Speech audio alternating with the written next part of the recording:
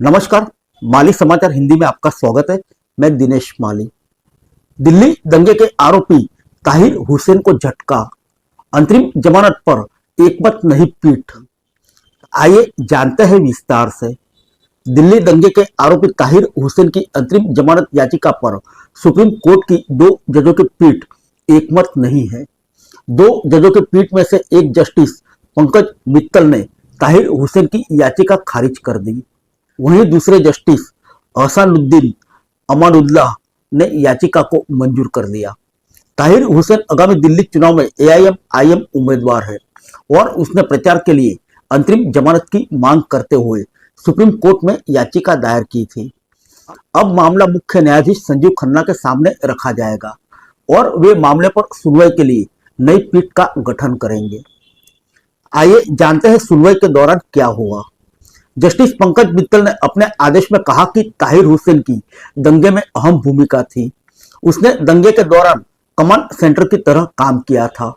उसके घर से हथियार बरामद किए गए थे। वहीं जस्टिस अमानुल्लाह ने अपने आदेश में कहा कि ताहिर हुसैन बीते 5 साल से जेल में बंद है और समाज और मतदाताओं से कटा हुआ है। ऐसे में अब चुनाव में जितने भी दिन बचे हैं उसे प्रचार की मंजूरी दी जानी चाहिए। जस्टिस अमानुल्लाह ने यह भी कहा कि उच्च न्यायालय ने याचिकाकर्ता को नामांकन के लिए कस्टडी पैरोल दी थी। उच्च न्यायालय को इस मामले को सुलझाना चाहिए। ताहिर हुसैन की जमानत याचिका का विरोध करते हुए एडिशनल सॉलिसिटर जनरल ने कहा कि आरोपी चुनाव प्रचार के दौरान गवाहों को प्रभावित कर सकता है। उन्होंने कहा कि ताहिर हुसैन मनी लॉन्ड्रिंग मामले में भी आरोपी है और उस मामले में उसे जमानत नहीं मिल सकती। ऐसे में वह जेल से बाहर नहीं आ पाएगा। आइए जानते हैं चुनाव के बारे में। ताहिर हुसैन आम आदमी पार्टी का पूर्व पार्षद है। फिलहाल वह एआईएमआईएम की पार्टी के टिकट पर दिल्ली विधानसभा का चुनाव लड़ रहा है।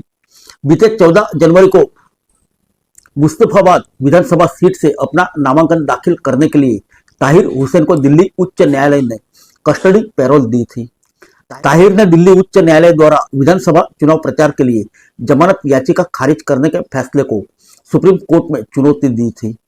ताहिर हुसैन दिल्ली दंगे से जुड़े 11 मामलों में आरोपी है। उस पर आईबी अधिकारी अंकित शर्मा की हत्या का भी आरोप है।